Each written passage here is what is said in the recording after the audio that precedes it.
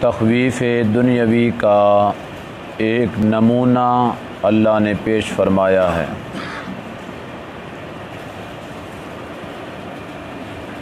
بعض دفعہ اللہ تعالیٰ بات کو سمجھاتے رہتے ہیں، بیان کرتے رہتے ہیں،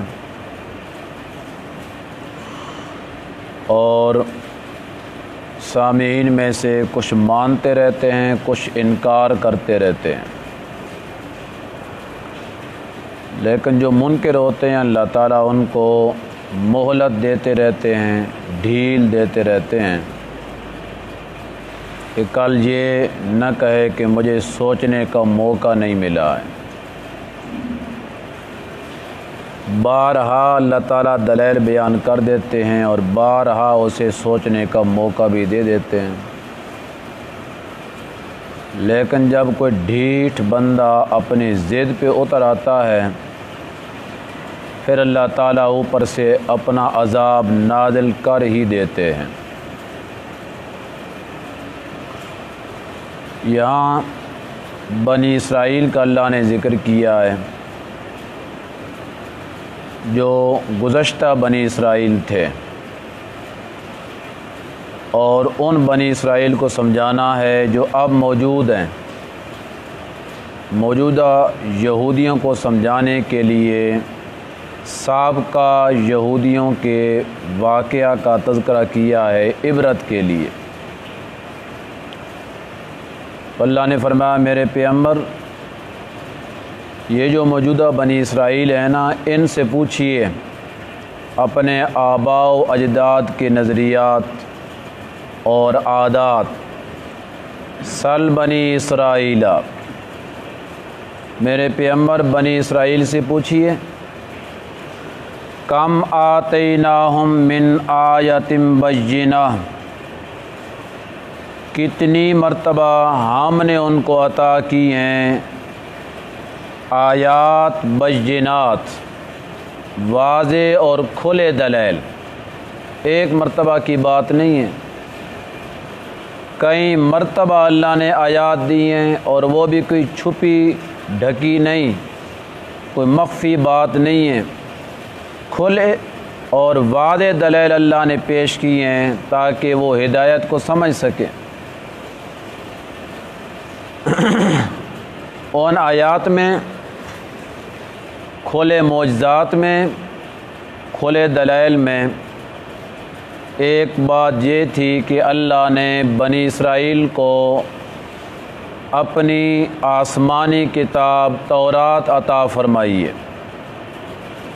اور جب اللہ کی کتاب آ گئی ہے اس میں دلائل کی کون سی کمی ہے، ہدایت کی کون سی کمی ہے، توحید کے بیان میں کون سی کمی ہے، وقت کے پیغمبر کے تعارف اور پہچان کی کون سی کمی ہے، اور اس وقت کا جو دین ہے، جو شریعت ہے، اس کی پہچان میں کون سی کمی ہو سکتی ہے جو پوری کتاب ہی اللہ نے بھیج دی ہے۔ لیکن بنی اسرائیل کی قوم اتنی ضدی تھی اور اتنی ہٹ دھرم تھی کہ اللہ کی کتاب بھیجی ہوئی تھی اس کا صاف انکار کر دیا، میاں ہم اس کتاب کو ماننے کے لیے تیار نہیں ہیں۔ بھائی کیسے آپ مانیں گے؟ کوئی صورت بھی ہے ماننے کی؟ کہتے بس ایک ہی صورت ہے کہ اللہ تعالیٰ ہمیں خود براہ راست کہے نا کہ یہ موسیٰ میرا پیغمبر ہے اور یہ تورات میری کتاب ہے، اللہ براہ راست ہم سے کلام کریں تو پھر تو ہم مان جائیں گے۔ موسیٰ تیری بات تیرے منہ سے نکلی ہوئی، اس کو ہم ماننے کے لیے تیار نہیں ہیں۔ اب یہ بنی اسرائیل نے ٹھیک کہا ہے، کیوں بھائی؟ اللہ کے نبی کی بات کا جس نے انکار کیا ہے وہ مومن ہے، ابھی وہ مسلمان ہے، ابھی آپ کے منہ سے نکلی بات کو ہم ماننے کے لیے تیار نہیں ہیں۔ میں ان کی بات کی نقالی کر رہا ہوں نا، اور آپ کی زبان سے اس بات کو ہم مان لیں کہ یہ اللہ کی کتاب ہے جو 40 دن لگا کر موسیٰ علیہ السلام نے کوہ طور سے لائی تھی اللہ کے حکم سے، نہیں مانا ہے۔ پھر آخر کار موسیٰ علیہ السلام نے اللہ سے درخواست کی ہے، یا اللہ میری قوم تو بگڑ گئی ہے اور انہیں ایک شرط لگا دی ہے کہ اللہ ہم سے براہ راست کلام کرے تو ہم مان جائیں گے، تو آپ تو قادر ہیں نا، آپ ان سے براہ راست کلام کر دیں، ہو سکتا ہے اللہ کی کتاب کو مان جائیں اور جہنم سے بچ کر جنت والے بن جائیں۔ اللہ نے فرمایا پھر ایسے کرو، ساری قوم تو نہیں، خاص جو چودھری ہے نا، بڑے بڑے سرمایہ دار سردار، ان کو لے آؤ، میں ان سے کلام کرتا ہوں، تو وہ اپنی قوم کو جا کے بتائیں گے کہ واقعی اللہ نے کلام کی ہے، یہ اللہ کی کتاب ہے، تو کام ان کا بن جائے گا۔ تو 70 آدمیوں کو موسیٰ علیہ السلام لے کر نکلے، یہ سارا تذکرہ قرآن کے اندر موجود ہے۔ اللہ تعالیٰ نے ان سے کلام کی ہے، مانو تورات کو، یہ میں رب کی کتاب ہے، اور مانو موسیٰ علیہ السلام کو، یہ میرا بھیجا ہوا رسول ہے۔ اب جب اللہ تعالیٰ کی طرف سے آواز آ گئی ہے، کلام آ گئی ہے، وہ بھی کوہ طور کے اوپر جہاں پہ موسیٰ علیہ السلام سے اللہ نے کلام کی تھی، تو قوم کہنے لگی پتہ نہیں کہاں سے یہ آواز آ رہی ہے، کون ہے آواز دینے والا، ہم تو نہیں مانتے، پھر بگڑ گئی ہے۔ اللہ تعالیٰ تو ہر چیز پہ قادر ہیں، جس کوہ طور کے اوپر وہ کھڑے تھے اسی پورے پہاڑ کو اللہ نے اٹھایا ہے اور یوں آسمان کی طرح اوپر کر دیا ان لوگوں کے، مانو ورنہ آیا پہاڑ تمہارے اوپر۔ تو مورخین نے یہ بات لکھی، اوپر سے ہاتھ یوں کرتے تھے کہ مولا بچانا بچانا، اوپر نہ گرانا، ایسے ہاتھ کرتے لگتا کہ پہاڑ کو اٹھا لیں گے۔ 70 آدمی ایسے کر کے کھڑا ہے، اوپر نہ آئے، تو اللہ تعالیٰ اوپر گرانا چاہتا تو گر سکتا تھا کہ نہیں، لیکن اللہ تعالیٰ نے سزا دے رہے ہیں، سمجھا رہے ہیں، مان جاؤ ورنہ ڈنڈا اوپر سے آیا۔ اس وقت کہتے ہیں بالکل جی مان گئے، جی مان گئے، مان گئے، پہاڑ پیچھے ہو جائے۔ اللہ نے پہاڑ کو پیچھے کیا، پھر منکر ہو گئے۔ ہاں بھائی پھر تمہارا کیا مطالبہ ہے؟ کہتا ہے اب ہمارا مطالبہ یہ ہے کہ اللہ تبارک و تعالیٰ کی جو ذات ہے بالکل بنفس نفیس ہمارے سامنے آئے، ہم اللہ کو دیکھیں، دیکھ کر جب تک ہم پھر اللہ تعالیٰ ہم سے کلام کریں، جب تک ہم اللہ کو دیکھ نہیں لیتے اور اللہ کی کلام کو براہ راست سن نہیں لیتے، اس وقت تک ہم ماننے کے لیے تیار نہیں ہیں۔ اب یہ ضد تھی اور ضد کی بھی ایک انتہا تھی، تو اب اللہ نے ایک بجلی کی کڑک بھیجی ہے اور 70 جو آدمی تھا 70 کے دل پھٹے ہیں اور ادھر ہی ڈھیر ہو گئے، سب مر گئے۔ حضرت موسیٰ علیہ السلام اکیلے بچے ہیں جو کوہ طور کے اوپر کھڑے تھے، ان کی بات ہے۔ اب موسیٰ علیہ السلام نے اللہ تعالیٰ سے درخواست کی کہ یا اللہ ہے تو سب چیز پہ قادر ہے، معاملہ یہ بن گیا کہ اگر میں اکیلا واپس جاتا ہوں تو کہوں گا کیا کہوں گا، جو 70 لے کے مار کے آ گیا ہوں، انہوں نے تو یہ کہنا ہے کہ موسیٰ علیہ السلام نے مار دیا ہے۔ مولا مہربانی کر ان کو زندہ کر تاکہ ایک دفعہ قوم تک پہنچ جائیں، پیچھے چاہے مر بھی جائیں نا، میرے ذمہ نہ لگے۔ اللہ تعالیٰ ہر چیز پہ قادر ہے، اللہ نے ان کو پھر فوراً کھڑا کر دیا، لیکن مانا پھر بھی نہیں۔ اتنی ضدی قوم تھی۔ اللہ کہتے ہیں سل بنی اسرائیل، میرے پیغمبر پوچھنا بنی اسرائیل سے، کم آتیناہم من آیت بینہ، میں نے ان کو دلائل کتنی دی ہیں، انہوں نے مانا کتنا ہے؟ ماننے کے لیے تیار نہیں تھے۔ یہی تو وہ قوم ہے بنی اسرائیل کی۔ اللہ نے فرمایا نکلو مصر سے، میں رب کا آرڈر آ گیا ہے، ہجرت کرو یہاں سے، فرعون کے مظالم سے آپ کو نجات مل جائے گی، میں رب کا آرڈر آ گیا ہے۔ موسیٰ علیہ السلام نے اپنی قوم کو کہا کہ چلو اللہ کا حکم آ گیا، چل پڑیں، او آگے دریا آ گیا۔ فرعون ملعون کو پتہ چلا ہے اور آل فرعون کو پتہ چلا ہے، جو کافر قوم تھی قبطیوں کی، انہوں نے کہا اچھا راتوں رات بنی اسرائیل نکل گئے ہیں۔ ایک شرذمہ قلیلہ، چھوٹی سی مٹھی بھر جماعت ہے جو ہمیں غصہ دلا رہی ہے، ہم پیشہ کرتے ہیں جہاں ملیں سب کا رگڑا کر کے رکھ دیں گے۔ وہ بڑے غرور کے ساتھ نکلا ہے، تکبر کے ساتھ نکلا ہے۔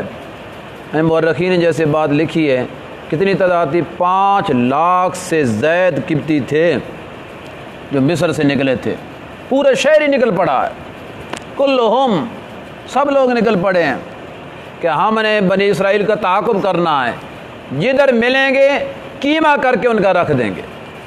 اور موقع بھی ایسا آ گیا ہے کہ آگے دریا آ گیا ہے اور پیچھے فرعون آ گیا ہے۔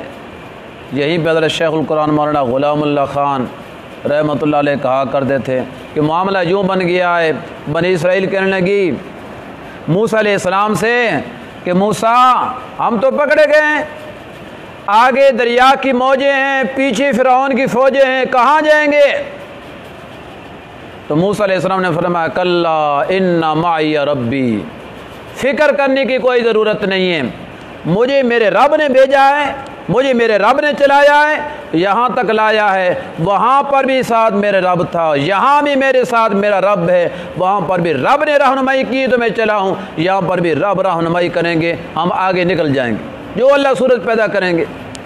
تو اللہ کے ہاں کون سی چیز کی دیر ہو سکتی ہے اور کون سی ایسا کام ہے جو اللہ تعالیٰ نہیں کر سکتے ہیں؟ اللہ نے فرمایا موسیٰ اپنے جو ہاتھ آپ کے ہاتھ میں یہ عصا مبارک ہے، اس کو پانی کی پیٹھ ایک مرتبہ زور سے ماریے۔ موسیٰ علیہ السلام نے زور سے جو مارا ہے 12 راستے بن گئے۔ کتنے بنے ہیں بھائی؟ تو بنی اسرائیل قوم ساری پار ہو گئی ہے۔